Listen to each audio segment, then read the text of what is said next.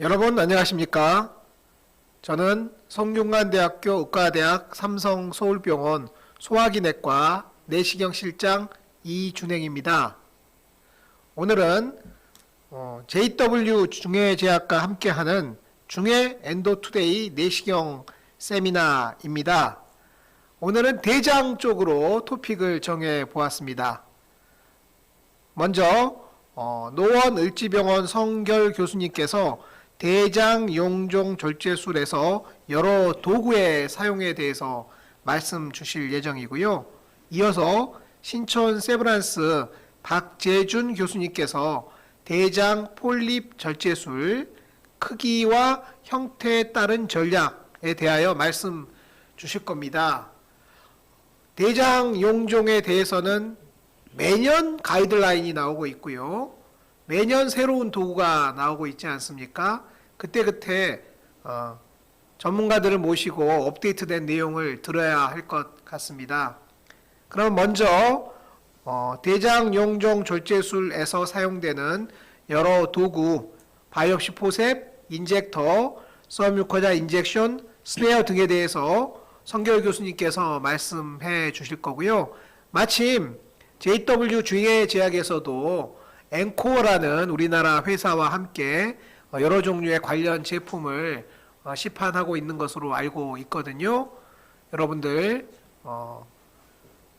제품을 이해하고 사용하는데 도움이 되었으면 좋겠습니다. 그러면 첫 번째 연자를 소개하겠습니다. 성결 교수님께서는 삼성서울병원에서 전공의 펠로우 과정을 마치셨고 현재 노원을지병원 소화기내과에서 조교수로 활동하고 계십니다. 그러면 성결 교수님 강의 부탁드립니다. 네, 소개 말씀 감사드립니다. 말씀 주신 대로 오늘 용종 절제술에 대해서 여러 도구의 사용에 대해서 말씀드리도록 하겠습니다. 먼저 용종 절제를 할 때 저희가 많은 종류의 디바이스를 사용하게 되는데요. 이 디바이스를 선택할 때 시술자가 직접 선택하는 경우도 있지만 또 현실적으로는 내시경실에 비치되어 있는 사용 가능한 도구를 그냥 사용하게 되는 경우도 많으실 것 같습니다. 혹시 내시경을 하시다가 이러한 경험이 있으실지 모르겠습니다. 바이옵시 포셉을 바꾼 후에 유난히 출혈이 좀 잦아지거나 조직이 날카롭게 뜯기지 않는 경우, 그리고 인젝터를 변경한 후에 주입이 잘 되지 않는 경우, 그리고 스네어를 사용할 때 힘을 잘 못 받거나 유난히 잘 미끄러지는 경우가 있을 수 있습니다. 물론 도구가 시술의 성패를 가를 정도는 아니겠지만 도구의 특징을 잘 이해하고 상황에 맞는 적절한 도구를 선택하게 된다면 합병증을 줄이고 또 시술자도 좀 더 편안한 시술을 하실 수 있을 것 같습니다. 매우 많은 회사와 제품들이 있기 때문에 일일이 리뷰를 할 수는 없겠고 각 디바이스들의 특징에 대해서 설명을 드리도록 하겠습니다. 먼저 가장 많이 사용하시는 바이옵시 포셉입니다. 구조는 단순합니다. 컵과 쉬스, 핸들로 구성되어 있고 이 컵 부분을 자세히 보시면 끝이 조금 더 얇게 되어 있어서 조직을 날카롭게 제거하기 쉬운 구조입니다. 그리고 가운데 이렇게 구멍이 있어서 많은 양의 조직을 담을 수 있도록 되어 있습니다. 컵의 모양은 가장 많이 사용하시는 것이 이러한 플레인 컵일 텐데요. 그 외에도 중앙부에 이렇게 니들이 있거나 컵 가장자리에 톱니 모양으로 달려있는 것들도 있는데 결국에는 모두 다 조직을 잘 움켜잡기 위한 구조입니다. 컵의 크기는 3mm 이상의 엘리게이터 혹은 점보 포셉도 있지만 주로 많이 사용하시는 것들은 2에서 2.8mm 정도입니다. 보통 하부용 포셉의 크기는 컵의 크기는 2.5mm, 오프닝 사이즈는 7mm인데요. 최근 2020년 ESG 가이드라인을 보시게 되면 용종 절제를 할 때 용종의 크기를 객관적으로 측정하도록 하고 이때 레퍼런스 스탠다드로 바이옵시 포셉과 스네어를 사용하도록 권고하고 있습니다. 따라서 용종의 크기를 측정하실 때 이러한 컵의 사이즈를 참고하시면 좋겠습니다. 무엇보다도 포셉에서 가장 중요한 부분은 이 컵인데요. 컵의 제작 방식에 따라서 특징이 조금씩 달라질 수 있다고 합니다. 먼저 커팅 메서드는 직접 깎아서 만드는 방식으로 표면이 부드럽고 마감 처리도 좋고 디자인을 변경하기 쉽지만 생산성이 좀 떨어지고 비용이 비싸다는 단점이 있습니다. 프레싱 메서드는 직접 이제 메탈보드에 놓고 눌러서 컵날을 눌러서 만드는 방식인데 이 날 부분을 최대한 날카롭게 누르기 때문에 두께가 얇고 따라서 내부의 용적이 좀 증가해서 조직을 좀 더 많은 검체를 채취할 수 있습니다. 하지만 이렇게 안쪽에 프레싱이 덜 된 부분이 있기 때문에 너무 깊이 밀어넣을 경우엔 조직이 많이 잡혀서 출혈의 위험이 있을 수 있습니다. 몰딩 메서드는 틀 안에 금속 파우더를 집어넣어서 찍어내는 형태인데요. 이렇게 찍어내기 때문에 컵 날이 뒤쪽까지 잘 연결되어 있고 또 생산 단가가 낮다는 장점이 있지만 대신에 표면이 좀 거칠고 또 조직을 절제했을 때 이렇게 날카롭게 잘 뜯기지 않고 일부가 좀 눌리거나 뭉개지듯이 나타나는 크러쉬 아티팩트의 가장 큰 제작 방식이라고 합니다. 내시경 쉬스는 적당한 플렉서빌러티가 있어야 내시경 채널 안으로 부드럽게 삽입이 되면서도 이 포셉의 끝부분까지 충분하게 힘이 잘 전달될 수 있습니다. 이렇게 내시경 채널과의 마찰력을 줄이기 위해서 코일드 형태나 혹은 코티드 쉬스의 형태를 사용하고 있고요. 일부 포셉들은 스윙 메커니즘이라고 해서 이 쉬스와 컵 사이의 이 연결부가 아주 살짝 각도가 움직이기 때문에 탄젠탈 어프로치, 즉 측면 병변을 조직 검사할 때 유용할 수 있습니다. 다음으로 인젝터와 솔루션에 대해서 보시겠습니다. 인젝터 니들은 보통 길이는 3에서 6mm, 게이지는 21게이지에서 25게이지를 많이 사용하실 텐데 주로 하부에서 많이 사용하시는 인젝터 니들은 길이가 4mm, 23게이지를 많이 사용하실 것 같습니다. 이 게이지 숫자가 작을수록 반대로 직경은 더 크고 내부 용적이 넓어져서 적은 힘으로도 쉽게 플루이드를 주입할 수 있습니다.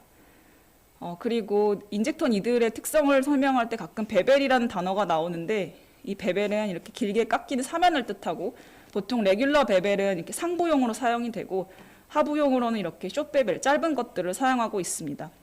그리고 인젝터 끝을 보시면 자세히 보면 1차원적인 이런 단면이 아니라 여러 방향으로 깎여 있는데 이러한 깎여 있는 사면이 3개냐 5개냐에 따라서 3베벨, 5베벨이라는 표시가 되어 있기도 하고 일반적으로는 사면이 많을수록 더 쉽게 적은 힘으로도 쉽게 페네트레이션이 가능한 구조라고 합니다. 대장벽의 두께는 콜론의 디스텐션 정도에 따라서도 다르고 콜론 세그멘트에 따라서 다르게 됩니다. 주로는 A 콜론과 렉툼은 좀 더 두껍고 T 콜론과 S 콜론은 좀 얇습니다. 얇습니다. 그래서 일반적으로 대장 내시경 용종 절제술을 할 때 그런 상황에서의 대장의 두께는 약 3에서 4mm 정도일 테고 프록시말과 디스탈 콜론은 좀 더 두껍다고 보시면 될 것 같습니다. 보통 인젝션 니들 길이를 4mm짜리를 많이 사용하실 텐데 따라서 이는 수직으로 깊게 찌르면 이처럼 용종은 잘 뗐지만 마이크로 퍼포레이션이 가능한 정도의 길이입니다.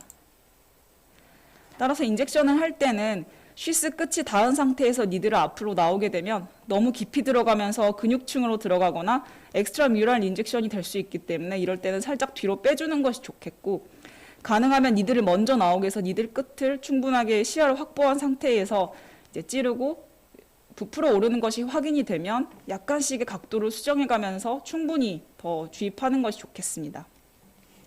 또 너무 얕게 주입이 되는 경우에는 인트라뮤럴 뮤코잘 인젝션이 되면서 블랩이 생기는데 이럴 때는 충분히 더 깊게 삽입하는 것이 좋겠습니다.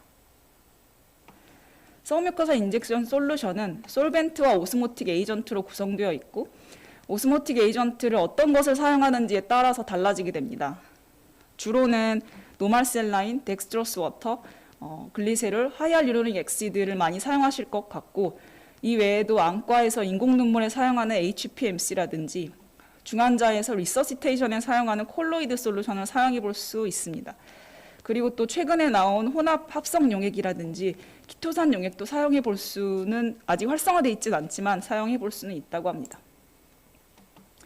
주로 많이 사용하시는 용액들을 정리하자면 먼저 노말셀라인은 가장 많이 사용하고 저렴하고 안전하고 또 스페시멘 손상도 없지만 대신에 너무 빨리 흡수되기 때문에 보통은 2cm 미만의 작은 용종에 있어서 EMR을 하는데 사용하고 있습니다.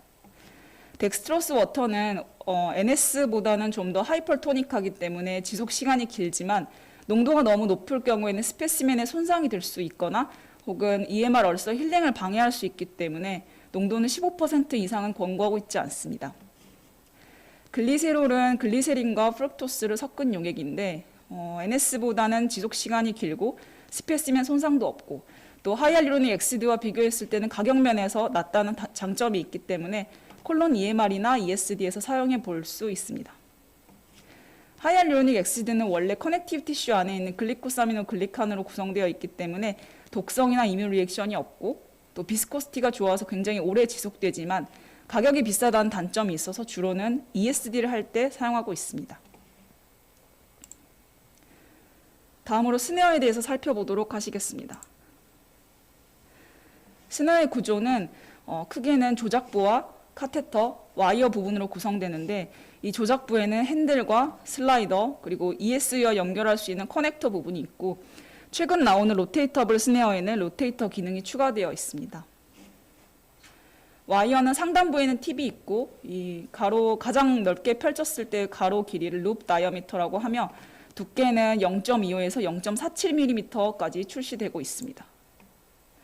스네어 모양은 굉장히 다양한데요. 보통은 니켈과 티타늄의 형상기업 합금 소재를 사용해서 만들어지고 모양은 이렇게 라운드 쉐입, 오발, 헥사고날, 크레센트 그리고 하이브리드 쉐입 등이 있습니다.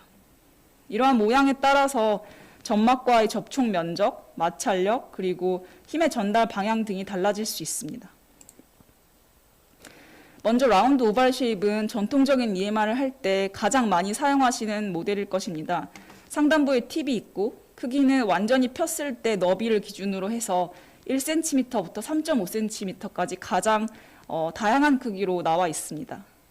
그 중에서 많이 사용하시는 1cm와 1.5cm 스네어를 미니 오발 스네어라고도 하고 주로는 1cm 이하의 용종을 제거할 때 사용하고 있습니다. 헥사고날 쉐입은 콜드 스네어 폴리펙토미에 유리하도록 개발된 것인데요. 보통 부드럽고 얇은 와이어 소재를 사용하고 있고 그리고 같은 크기 오발 쉐입에 비해서 이렇게 앞뒤 길이가 좀 짧습니다. 짧기 때문에 좀 더 섬세한 컨트롤이 가능하고 덜 미끄러지게 됩니다. 그리고 마찰력을 증가시키기 위해서 브레이디드 와이어 구조를 채택하고 있어서 이처럼 플랫하고 세사일한 리전일 때 점막을 좀 더 잘 미끄러지지 않고 움켜잡기 쉬운 구조입니다. 하이브리드 쉐입은 앞서 말씀드린 오발 쉐입과 헥사고날 쉐입을 결합한 형태인데요. 보통 스네어링 할 때 주로 힘이 전달되는 부분은 스네어의 디스탈 파트입니다. 따라서 이 스네어의 디스탈 파트를 좁게 만들게 되면 동일 크기의 오발 쉐입에 비해서 점막에 닿는 면적이 좁아지기 때문에 같은 힘을 줬을 때 동일 면적당 압력이 증가해서 더 쉽게 절삭을 할 수가 있습니다.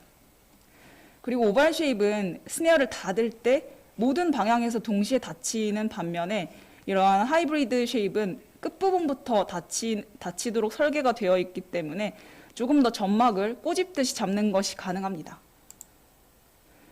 에이시메트리컬 쉐입은 이렇게 비대칭 모양이거나 혹은 완전히 반달 모양으로 나오고 있고 크기는 보통 15mm와 25mm 두 가지 사이즈로 나오는 것 같습니다.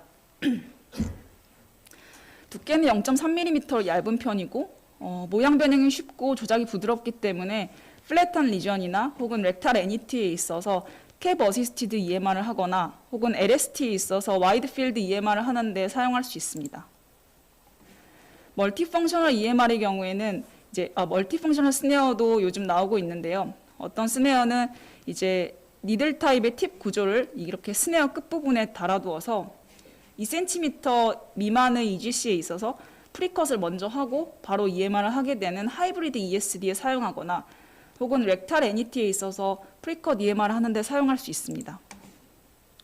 이처럼 스네어를 펼쳤을 때 스네어 끝부분에 니들 팁이 있기 때문에 스네어를 다시 넣게 되면 마치 ESD 때 사용한 니들 타입 나이프와 같은 구조가 됩니다. 그래서 이렇게 플랫한 병변일 때 서브뮤코사 인젝션을 충분히 하고 그리고 스네어 팁 부분만 나오게 해서 이런 식으로 프리컷을 시행할 수 있습니다. 물론 이제 보통 일반적인 스네어의 팁으로도 프리컷을 할 수는 있지만 약간 블런트하고 무딘 감이 있는데 이렇게 니들을 사용하면 좀 더 샤프하게 프리커팅을 시행할 수 있습니다. 프리컷을 먼저 하고 이제 스네어의 이런 팁 부분을 끝에 고정시킨 다음에 스네어링을 해서 한 번에 제거를 할 수 있습니다.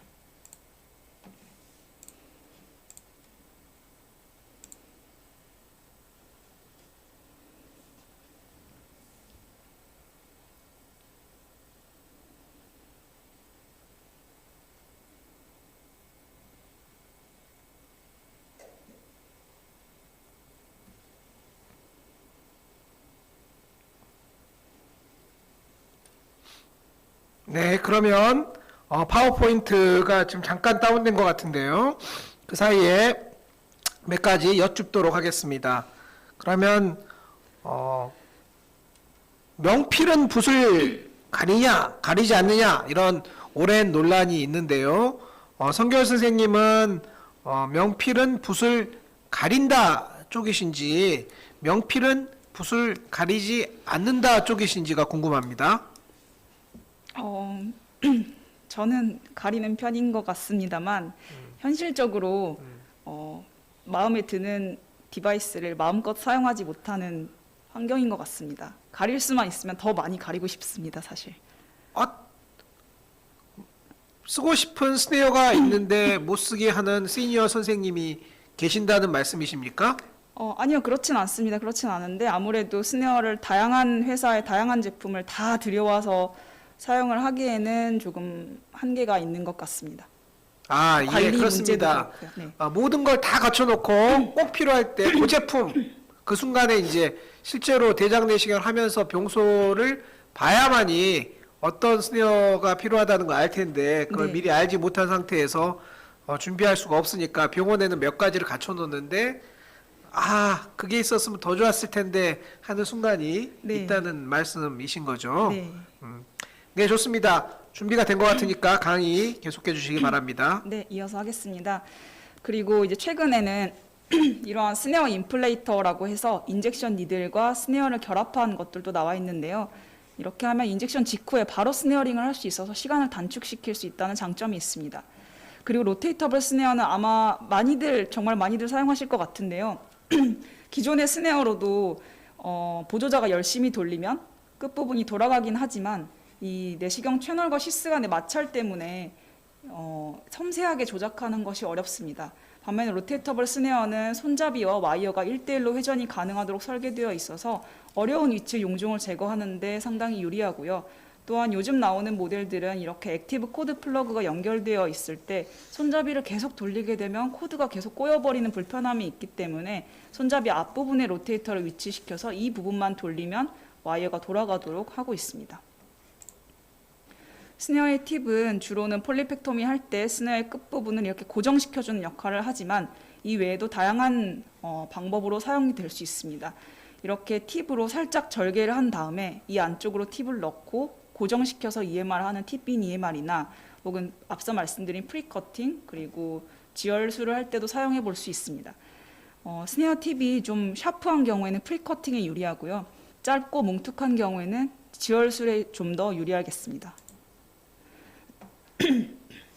스네어 와이어는 스티프니스가 가장 중요한 특성인데 너무 스티프하게 되면은 점막에 완전히 밀착시키기가 어렵고 또 너무 유연하게 되면 스네어 끝부분까지 힘을 잘 전달하기가 어렵기 때문에 끝이 이렇게 떠버리는 경우가 있을 수 있습니다. 스티프니스를 결정하는 중요한 요인은 시크니스와 필라멘트의 구조인데요. 시크니스는 두꺼울수록 더 스티프니스가 좋고 코애귤레이션 이펙트도 더 잘 줄 수 있습니다. 일반적인 트레디셔널 스네어는 두께가 0.45mm로 출시되고 있고 그리고 콜드 전용 데리케이티드 콜드 스네어는 0.25에서 0.3mm까지 출시되고 있습니다. 필라멘트는 모노필라멘트는 너무 강하고 뻣뻣해서 기계적인 손상이나 출혈이 잘 발생할 수 있기 때문에 이제는 거의 사용하지 않고요. 시중에 사용하시는 대부분의 스네어들은 멀티필라멘트 스네어일 것 같습니다. 이렇게 얇은 필라멘트 여러 가닥을 꼬아서 만들게 되면 접촉하는 면적이 증가하기 때문에 좀 마찰력이 증가해서 덜 미끄러지게 되고 그리고 코애귤레이션 이펙트도 좀 더 효과적으로 줄 수 있습니다.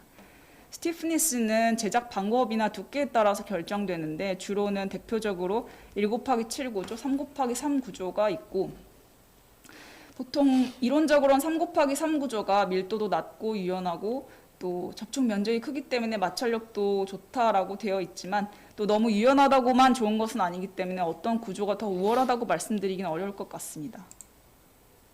이 외에도 미끄러짐 없이 단단하게 잡기 위해서 스네어의 디스탈 파트, 즉 스네어에서 주로 힘이 닿는 이 디스탈 파트에 스파이크를 설치해 두는 경우도 있고, 또 이렇게 나선형으로 꼬아두어서 만들어 놓은 스파이럴 스네어도 있지만 임상에서는 많이 사용하지는 않는 것 같습니다. 스네어의 프록시널 파트는 자세히 보시면 약간씩 모양이 다른데요. 결국에는 와이어의 모양을 잘 유지하면서도 부드럽게 오프닝이 되고 튕김을 방지하기 위한 구조입니다. 시술할 때 큰 영향은 없지만 연결부가 적당히 스티프한 것을 선택하는 것이 좋겠고, 그리고 일부 교차되면서 펼쳐지는 모델 중에서는 이 교차되는 플레인이 같은 플레인이 아니고 이렇게 사이 공간이 떠 있을 경우에는 점막에 완전히 밀착시키는 게 조금 어려울 수도 있습니다. 다음으로 요즘 콜드 스네어 폴리펙토미 정말 많이 하실 텐데요. 데디케이티드 콜드 스네어에 대해서 잠깐 설명드리겠습니다. 콜드 스네어 폴리펙토미는 1cm 미만의 플랫 리전일 때 이용하고, 이를 위해서는 적당한 스티프니스와 얇은 와이어 구조가 필요합니다. 데디케이티드 콜드 스네어는 콜드 스네어 폴리펙토미만을 위해서 디자인된 것으로 얇은 와이어 구조를 채택하고 있고, 이 얇은 와이어에 적당한 힘을 주기 위해서 주로는 쉴드 쉐입이나 혹은 헥사고널 쉐입을 많이 채택하고 있는 것 같습니다. 크기는 1cm, 1.5cm로 나와 있고, 튜브 시스와 와이어 사이 마찰력을 줄여서 적은 힘으로도 섬세하게 조작하고 샤프한 커팅이 가능하도록 디자인되어 있습니다. 콜드 스네어 폴리펙토미를 할 때 꼭 데디케이티드 콜드 스네어를 사용하실 필요는 없고요. 기존 스네어로도 충분히 절제가 가능합니다.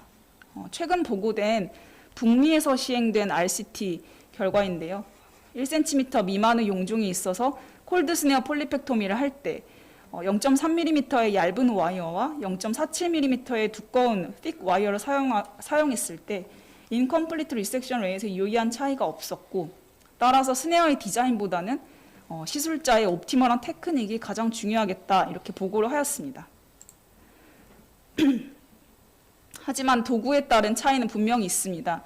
일본에서 시행된 RCT에서는 0.3mm의 데디케이티드 스네어와 0.47mm의 트래디셔널 스네어를 비교해서 콜드 스네어 폴리펙토미를 했더니 컴플리트 리섹션 레이트에 있어서 데디케이티드 콜드 스네어가 더 유리한 결과를 보였고, 특히 서브그룹 어널라이시스를 봤을 때 5mm 이하의 작은 용종에서는 어떤 스네어를 사용하든지 큰 차이가 없었지만, 크기가 증가할수록 특히 8에서 10mm 크기에 있어서는 데디케이티드 콜드 스네어가 트래디셔널 스네어에 비해서 훨씬 더 유리한 것을 확인하였습니다. 국내 연구 결과도 비슷합니다. 돼지에 이렇게 5mm 병변과 9mm의 슈도 리전을 만들고 데디케이티드 스네어와 트래디셔널 스네어를 사용해서 콜드 스네어 폴리펙토미를 했더니 시술 시간과 스네어 스톨에 있어서 데디케이티드 콜드 스네어가 더 유리한 결과를 보였고, 특히 테크니컬 석세스와 컴플리트 리섹션에 있어서는 크기가 5mm일 때는 큰 차이가 없었는데 9mm일 때는 데디케이티드 콜드 스네어가 유의하게 더 좋은 결과를 보였습니다. 따라서 데디케이티드 콜드 스네어를 사용하면 시술 시간도 줄일 수 있고, 특히 5mm를 초과하는 병변에 있어서는 완전 절제에 조금 더 유리하다고 보실 수 있겠습니다. 콜드 스네어 폴리펙토미 하면 이렇게 깔끔하게 절삭이 되어야 되는데요. 가끔 해보시면 이렇게 파이브로틱한 스네어 스톨이 남는 경우가 있고, 주로는 스네어의 절삭력이 좀 약할 때 이렇게 나타날 수 있습니다. 픽스 스네어의 경우에는 좀 더 두께가 두껍고 절삭력이 둔하기 때문에 이러한 스네어 스톨이 더 많이 나타나는 것 같습니다. 그래서 데디케이티드 콜드 스네어를 많이 사용하실 수 있으면 좋겠지만, 현실적으로는 여러 가지 스네어를 동시에 사용할 수 없는 그런 급여의 문제도 있고 하기 때문에, 이럴 때는 핫앤 콜드 스네어 폴리펙토미가 모두 가능한 하이브리드 스네어를 사용하시는 것이 유용합니다. 하이브리드 스네어는 기존의 데디케이티드 스네어와 같이 0.3mm 두께에 1에서 1.5cm 크기에 여기에다가 액티브 코드 플러그를 추가해서 ESU를 사용할 수 있도록 제작한 것입니다. 따라서 기존의 데디케이티드 콜드 스네어가 가지고 있는 장점에 더해서 EMR을 시행할 수 있다는 장점이 있습니다. 저는 개인적으로 용종을 제거할 때 콜드 스네어 폴리펙토미를 할 때 굳이 틱 스네어를 쓰지는 않고 주로는 하이브리드 스네어를 많이 사용하고 데디케이트 콜드 스네어가 가능하다면 사용하고 있습니다. 또한 용종이 너무 많고 다양한 크기의 용종이 있을 때에는 처음부터 하이브리드 스네어를 채택하는 경우가 많은 것 같고요. 그리고 근위부에서 6스네어를 EMR을 했는데 관찰하면서 나오다가 원위부에서 콜드 스네어 폴리펙토미가 필요한 병변이 발견되면 그때는 스네어를 바꾸지 않고 픽스네어 그대로 콜드 스네어 폴리펙토미를 진행하고 있습니다. 스네어의 크기는 용종의 크기보다 5에서 10mm 큰 것을 선택하면 되는데 너무 크기가 커도 조작이 불편하고 미끄러지기 때문에 좋지 않습니다. 5mm 미만의 용종일 때는 1cm 스네어로도 충분하고 그리고 1cm 미만의 용종이 있어서는 15mm 스네어를 사용하시면 적당합니다. 그리고 스네어의 팁을 다양하게 사용하시는 것도 도움이 될 수 있습니다. 이렇게 넓은 LST 병변에 있어서 프리컷을 시행하거나 혹은 절단면 출혈에 있어서 코애귤레이션을 할 수 있고 그리고 프리커팅을 하는 것이 사실 시술 시간도 좀 오래 걸리고 퍼포레이션의 리스크도 있기 때문에 이럴 때는 끝부분만 살짝 절개해서 팁을 이쪽에 고정시키고 스네어링을 하면 훨씬 안정적으로 병변을 잡을 수 있습니다. 마지막으로 요약하겠습니다. 바이옵시 포셉과 인젝터 솔루션은 시술을 할 때 큰 영향은 없겠지만 그래도 제품마다 약간씩의 차이가 있을 수 있고 따라서 제품이 변경될 때 혹은 이제 일하시는 센터가 변경될 때는 조금 더 유의하실 필요는 있겠습니다. 주로 선택을 하시게 되는 것들은 이제 스네어일 텐데요. 스네어의 크기는 용종의 크기보다 5에서 10mm 큰 거 선택하시면 좋겠고 또 일반적으로 콜드 스네어 폴리펙토미를 하는 상황에서는 어떤 스네어 모두 선택이 가능하지만 5mm 이상의 크기에서는 데리케이티드 콜드 스네어가 더 유리합니다.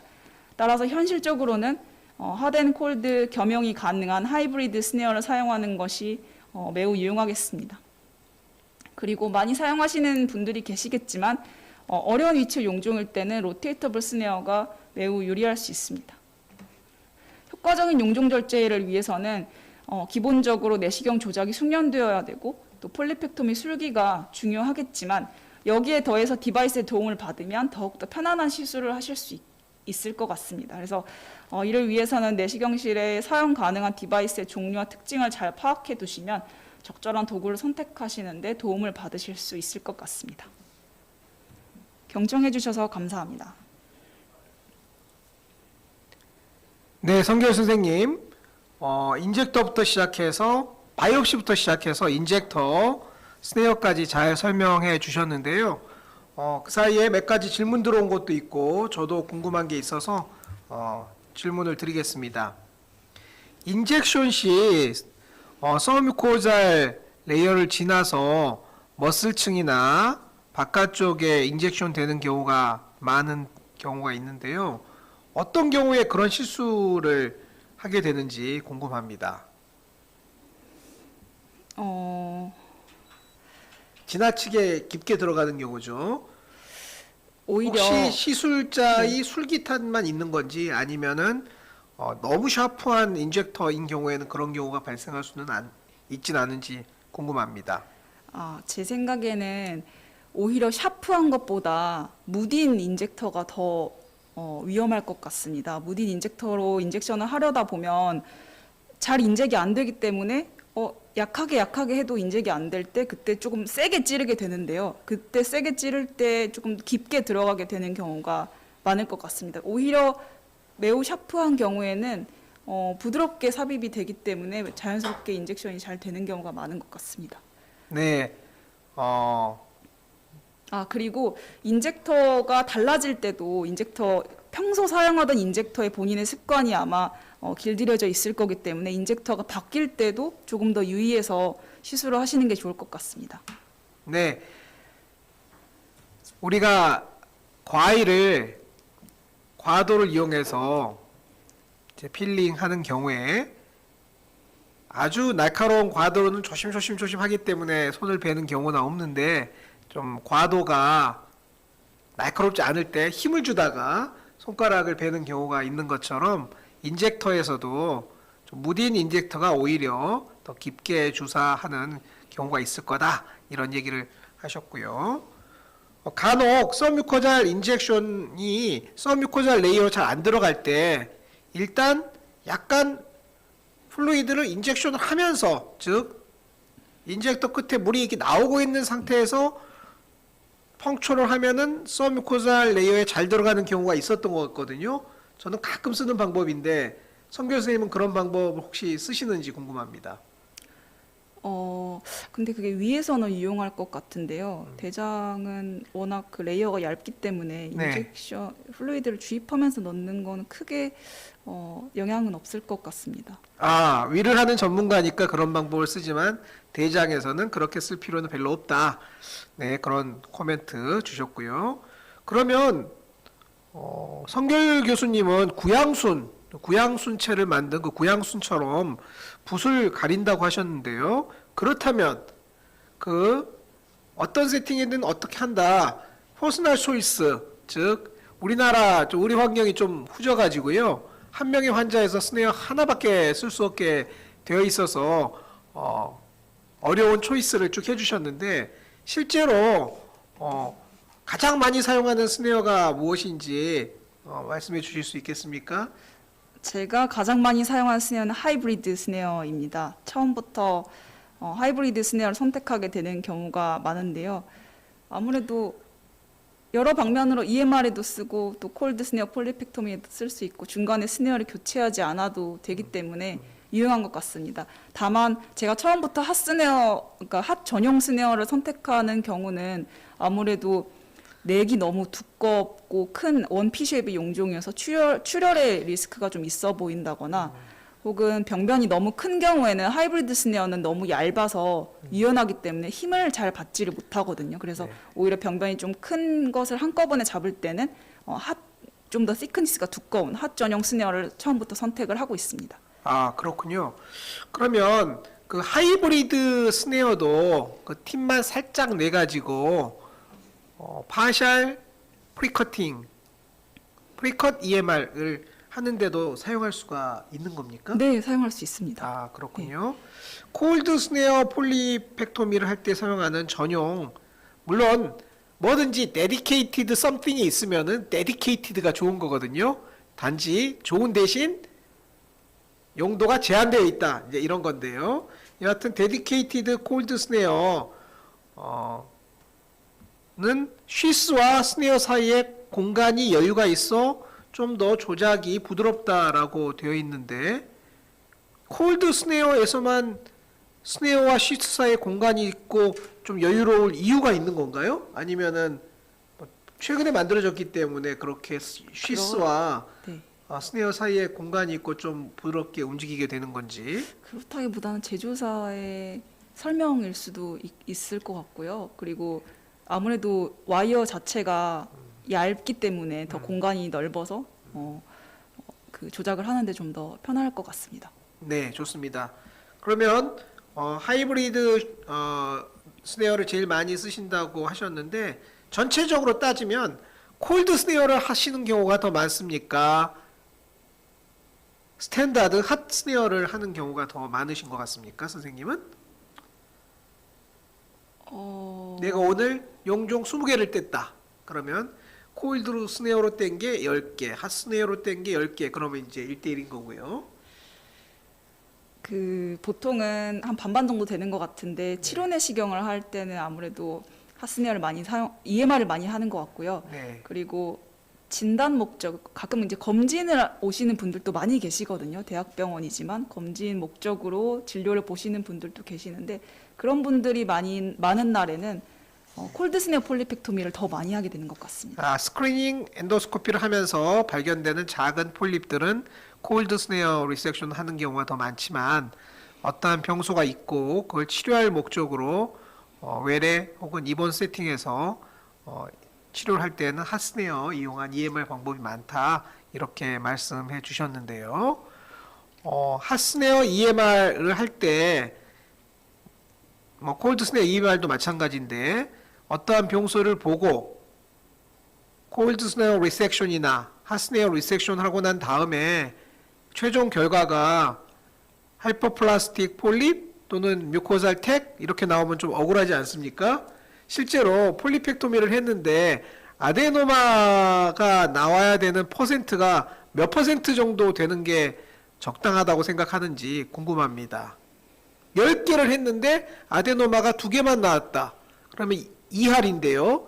2할은 아주 곤란한 것 같은데 몇 할 정도는 돼야지 적절한 시술을 한 거다라고 볼 수 있다고 생각하시는지요? 사실 하이퍼플라스틱 폴립과 아데노마는 내시경 소견이 꽤 잘 구별이 되는데요. 근데 이제 A콜론에 있는 그런 세사일 세레이티드 리전이나 이런 경우는 하이퍼플라스틱 폴립인지 세사일 세레이티드 아데노마인지 구별이 잘 안 되는 경우도 있기 때문에 그런 것까지 감안해도 제 생각에는 한 아데노마가 그래도 7할 이상은 돼야 되지 않을까 싶습니다. 7할은 돼야 네. 된다.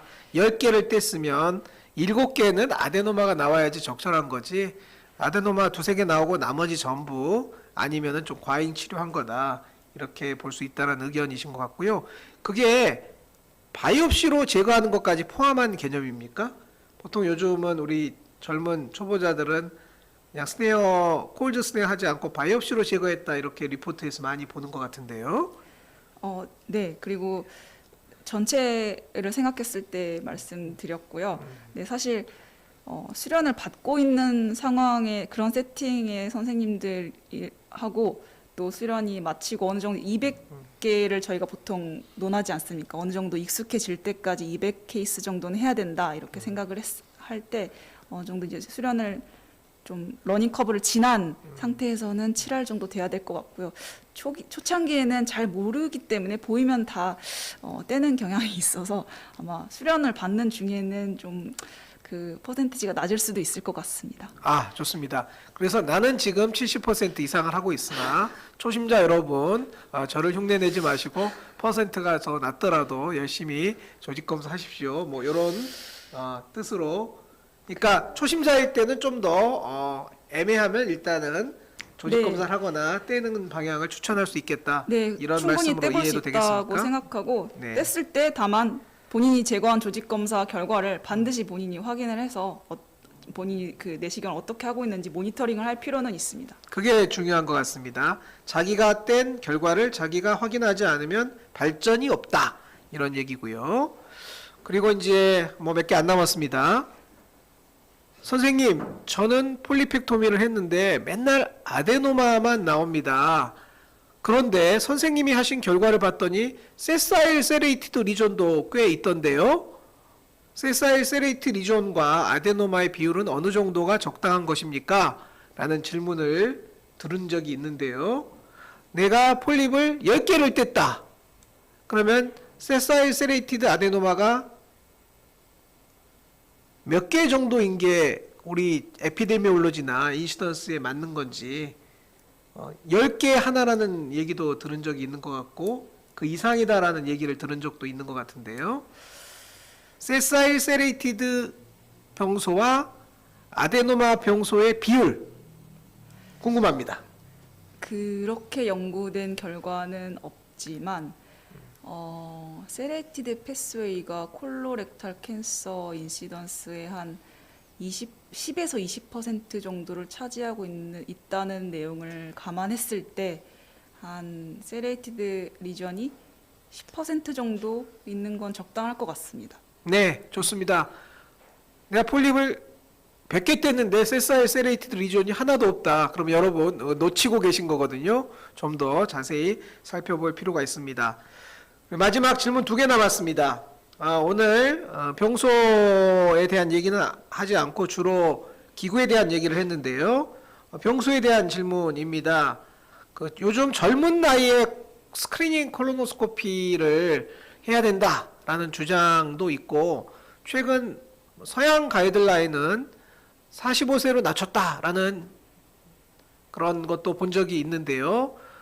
젊은 나이에 검진 대장 내시경에 대해서 한 말씀 부탁드립니다. 네, 현재 지금 50세 이상부터 대장암 스크리닝을 시작하도록 하고 있고 최근에는 그 연령을 45세로 낮추도록 하고 있는데요. 그것이 꼭 대장 내시경을 해야 된다는 건 아니거든요, 사실. 가이드라인에서는 이제 스크리닝을 시작하라고 되어 있지 꼭 대장 내시경으로 스크리닝을 하라고 되어 있지는 않기 때문에 45세부터 대장 내시경을 해야 됩니다 말씀드리기는 어려울 것 같고요. 일반적인 상황에서는 스크리닝을 시작하는 게 맞을 것 같습니다. 분변 검사라든지 다른 이제 그런 검사들로 스크리닝을 시작하되 이상이 있으면 콜로노스코피를 하는 것이 아직까지는 맞을 것 같고요. 45세부터 일괄적으로 모두 콜로노스코피를 해라라고 하기에는 아직은 근거가 좀 부족할 것 같습니다. 아, 그렇군요.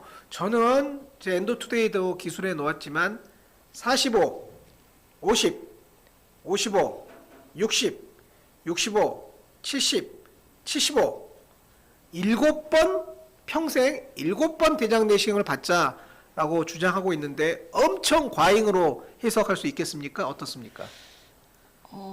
우리나라 현실에서는 과잉까지는 아닌데요. 사실 서양의 모든 국내를 제외한 유럽과 미국, 영국 가이드라인이 모두 스크리닝은 10년마다 검사하도록 권고하고 있거든요. 사실 5년은 좀 짧습니다. 그래서 아마 국내 가이드라인도 좀 자료가 많이 모아진다면 조금 더 간격을 인터벌 피리어드를 늘려야 되지 않을까라는 생각이 있기는 합니다. 하지만 아직까지는 현실적으로는 5년마다 시행하는 것을 권고하고 있기 때문에 약간의 그런 갭이 있는 거, 현실과 이 가이드라인과의 갭은 좀 있는 것 같습니다. 근데 5년마다 시행하는 건 사실 좀 개인적으로는 좀 과하다고 생각이 됩니다.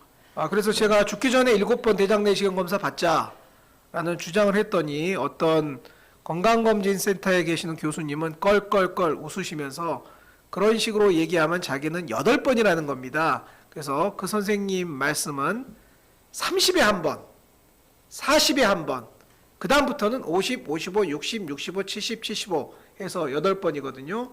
왜냐하면 요즘 40세 이하에도 대장 내시경 해보면 암이 가끔 나오고 있기 때문에 건진에서 워낙 많이 하시다 보니까 자기의 생각이 조금씩 빨라져 가지고 30배 한 번, 40에 한 번, 50, 55, 60, 65, 70, 75 이 8번 하자라는 주장을 하신 거에 대해서는 어떻게 코멘트 하시겠습니까?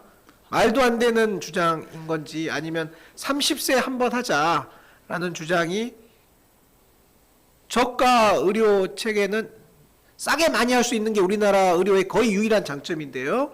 우리나라 의료의 거의 유일한 장점을 대장 내시경 스크리닝에 적용할 때 전 세계 어디에서도 못하는데 오직 대한민국만 한번 해보자 라는 주장을 하셨던 그런 주장에 대한 코멘트 부탁드립니다. 정답은 없을 것 같습니다만. 네, 젊은 층에서도 가끔 캔서가 나오기 때문에 그런 케이스들을 보게 된다면 스크리닝을 빨리빨리 하는 게 좋겠다라는 생각은 들지만 이걸 전체 인구의 전체 연령을 대상으로 그렇게 시행을 하는 거는 무리가 있고 대신에 좀 건강에 좀 관심이 있고 가족력이 있거나 혹은 검진에 좀 적극적이신 분들에게는 충분히 그렇게 권고해볼 만하다고 생각합니다. 아, 그렇군요. 그래서 저는 그 건진에 계시는 교수님과의 장시간 토론 끝에 제가 7번 하자라는 타임라인을 바꿨습니다. 기존에는 45, 50, 55, 60, 65, 70, 75 7번이었는데요. 이 45가 좀 문제거든요. 45는 현재 미국 가이드라인이 45인데요. 45에 하지 말고 40에 하자라는 게 최근 저의 그냥 개인적인 주장이고요. 그래서 똑같이 세븐 콜로노스코피는 똑같은데요. 40, 50, 55, 60, 65, 70, 75 해서 7번이 현재 제가 마음속으로 주창하는 아무런 근거도 없지만 그냥 경험으로 주장하는 방법이다. 제 방법에 대해서는 어떻게 생각하십니까? 최근 제가 업데이트한 저의 방법입니다. 충분히 일리가 있다고 생각합니다. 충분히 일리가 있다고 생각하십니까? 네, 여러분 바이어스가 굉장히 많은 발언입니다. 삼성 서울병원에서 오랫동안 트레이닝 받으셔가지고요. 저에게 긍정적인 코멘트를 주시고 계셔가지고 바이어스는 있는데 여러분 그래서 드리는 말씀은 젊은이들 콜로노스코피 일단 적어도 환자가 하겠다 그러면 말리지 마시고요. 그리고 뭔가 다른 증상이 있는데 해결이 안 되면 50이 안 됐더라도 좀 해보는 게 좋을 것 같고요. 마지막 질문입니다. 이건 여러분이 물어보시는데 저도 아직 답이 없는데요. 세레이티드 리전, 세레이티드 아데노마 하면 D를 주면 될 것 같은데요. 세사일 세레이티드 리전으로 나오는 병리 결과에 대해서 코드를 K코드를 줘야 되는지 D코드를 줘야 되는지 뭐 여러분이 물어보시는데 제가 답을 못하고 있습니다. 성결 교수님은 어떻게 하고 싶으신지 궁금합니다. 아직 정해진 바는 없어서 사실 뭐 그 외에 다른 아데노마가 있으면 고민하지 않고 그냥 아데노마 코드를 줄 수 있을 것 같지만 한두 개 제거했는데 세사일 세레이티드 리전만 나왔다라고 하면 아직까지 저는 K 코드를 주고 있습니다. 네, 제가 여러분한테 물어보았는데요. K코드로 주시는 분들이 훨씬 더 많은 것 같고 D코드를 주시는 분들이 가끔 있는데 현행 사보험상에서도 별로 문제가 되지 않는다고 합니다. 폴리펙토미를 했냐 안 했냐가 훨씬 더 관심사지 K코드냐 D코드냐는 관심을 안 주는 보험 상품이 훨씬 더 많다고 하거든요. 그래서 향후 학회에서 논의해가지고 세사일 세레이티드 리전 내 코딩도 정리해야 될 필요가 있다 생각이 됩니다. 네, 그러면 몇 가지 제가 궁금한 것과 들어온 질문에 대해서 전부 답변을 드렸습니다. 자세한 강의와 좀 어처구니 없는 질문에 대해서도 성실하게 답변을 해주신 성결 교수님께 감사의 말씀을 드리면서 첫 번째 세션을 마치도록 하겠습니다. 여러분 감사합니다. 잠시 쉬었다가 두 번째 세션을 하겠습니다.